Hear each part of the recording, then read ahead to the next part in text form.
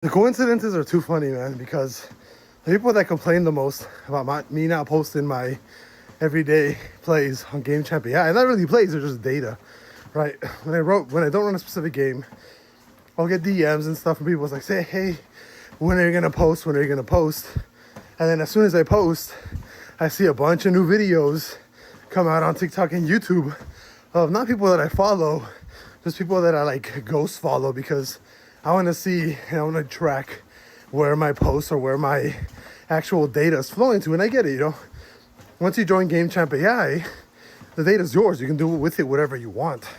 But I really do think that a lot of people are using GameChampAI as like their source for predictions, right? And I think it just started happening maybe like within the last month or two, that I've noticed coincidentally a bunch of like popular creators on YouTube and on TikTok will wait to post for their daily stuff after I run my games, which is super fucking weird, and it's such a high coincidence. You know what I mean? And I have seen, one person, unfortunately, they did use their direct email address to join GameChampAI.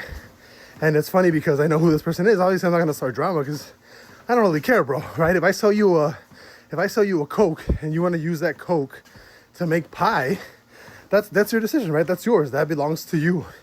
And it's the same thing here, right? I basically just sell data. I sell membership to get access to data. And it's just funny because if GameChampAI gets more popular, I think these bigger YouTube creators, sports cappers, whatever they're called, I'm just a programmer, right?